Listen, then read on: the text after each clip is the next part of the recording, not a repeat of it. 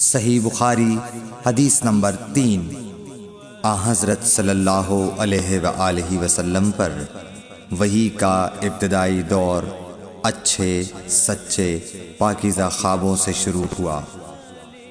آپ خواب میں جو کچھ دیکھتے وہ صبح کی روشنی کی طرح صحیح اور سچا ثابت ہوتا۔ پھر من جانب قدرت آپ تنہائی پسند ہو گئے اور آپ نے غار حرا میں خلوت نشینی اختیار فرمائی اور کئی دن اور رات وہاں مسلسل عبادت اور یاد الہی و ذکر میں مشغول رہنے لگے۔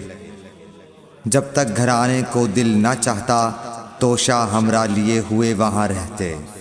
توشہ ختم ہونے پر ہی اہلیہ محترمہ حضرت خدیجہ رضی اللہ تعالی عنہا کے پاس تشریف لاتے اور کچھ توشہ ہمراہ لے کر پھر وہاں جا کر خلوت گزین ہو جاتے۔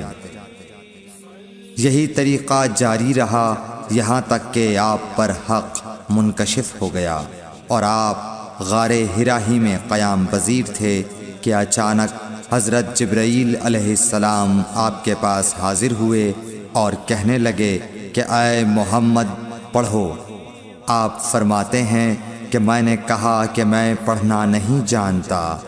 آپ صلی اللہ علیہ وسلم فرماتے ہیں کہ فرشتے نے مجھے پکڑ کر اتنے زور سے بھینچا کہ میری طاقت جواب دے گئی۔ پھر مجھے چھوڑ کر کہا پڑھو۔ میں نے پھر وہی جواب دیا کہ میں پڑھا ہوا نہیں ہوں۔ اس فرشتے نے مجھ کو نہایت ہی زور سے بھینچا کہ مجھ کو سخت تکلیف محسوس ہوئی۔ پھر اس نے کہا کہ پڑھ۔ میں نے کہا میں پڑھا ہوا نہیں ہوں۔ فرشتے نے تیسری بار مجھ کو پکڑا اور تیسری مرتبہ پھر مجھ کو بھینچا۔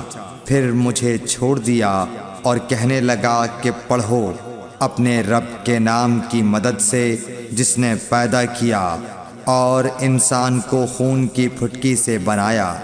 پڑھو اور آپ کا رب بہت ہی مہربانیاں کرنے والا ہے۔ بس یہی آیتیں آپ حضرت جبرائیل علیہ السلام سے سن کر اس حال میں غار حرا سے واپس ہوئے کہ آپ کا دل اس انوکھے واقعے سے کانپ رہا تھا۔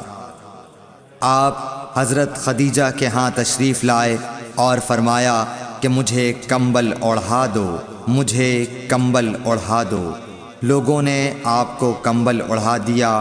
جب آپ کا ڈر جاتا رہا تو آپ نے اپنی زوجہ محترمہ حضرت خدیجہ رضی اللہ تعالی عنہا کو تفصیل کے ساتھ یہ واقعہ سنایا اور فرمانے لگے کہ مجھ کو اب اپنی جان کا خوف ہو گیا ہے۔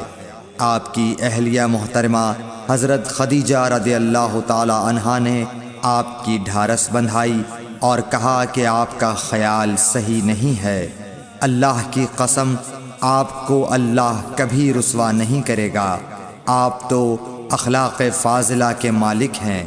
آپ تو کنبہ پرور ہیں، بے کسوں کا بوجھ اپنے سر پر رکھتے ہیں، مفلسوں کے لیے آپ کماتے ہیں، مہمان نوازی میں آپ بے مثال ہیں اور مشکل وقت میں آپ امر حق کا ساتھ دیتے ہیں۔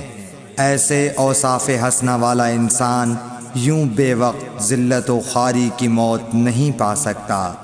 پھر مزید تسلی کے لیے حضرت خدیجہ رضی اللہ تعالی عنہا آپ کو ورقہ بن نوفل کے پاس لے گئیں جو ان کے چچا زاد بھائی تھے اور زمانہ جاہلیت میں نصرانی مذہب اختیار کر چکے تھے اور عبرانی زبان کے کاتب تھے۔ چنانچہ انجیل کو بھی حسب منشائے خداوندی عبرانی زبان میں لکھا کرتے تھے۔ انجیل سریانی زبان میں نازل ہوئی تھی، پھر اس کا ترجمہ عبرانی زبان میں ہوا۔ ورقہ اسی کو لکھتے تھے۔ وہ بہت بوڑھے ہو گئے تھے، یہاں تک کہ ان کی بینائی بھی رخصت ہو چکی تھی۔ حضرت خدیجہ رضی اللہ تعالی عنہا نے ان کے سامنے آپ کے حالات بیان کیے اور کہا کہ اے چچا زاد بھائی، اپنے بھتیجے محمد صلی اللہ علیہ وسلم کی زبانی ذرا ان کی کیفیت سن لیجئے۔ وہ بولے کہ بھتیجے آپ نے جو کچھ دیکھا ہے اس کی تفصیل سناؤ۔ چنانچہ آپ صلی اللہ علیہ وآلہ وسلم نے از اول تا آخر پورا واقعہ سنایا، جسے سن کر ورقہ بے اختیار ہو کر بول اٹھے کہ یہ تو وہی ناموس معزز رازدان فرشتہ ہے جسے اللہ نے حضرت موسیٰ علیہ السلام پر وحی دے کر بھیجا تھا۔ کاش میں آپ کے اس عہد نبوت کے شروع ہونے پر جواں عمر ہوتا، کاش میں اس وقت تک زندہ رہتا جب کہ آپ کی قوم آپ کو اس شہر سے نکال دے گی۔ رسول کریم صلی اللہ علیہ وآلہ وسلم نے یہ سن کر تعجب سے پوچھا کہ کیا وہ لوگ مجھ کو نکال دیں گے، حالانکہ میں تو ان میں صادق و امین و مقبول ہوں؟ ورقہ بولا، ہاں یہ سب کچھ سچ ہے، مگر جو شخص بھی آپ کی طرح امر حق لے کر آیا لوگ اس کے دشمن ہی ہو گئے ہیں۔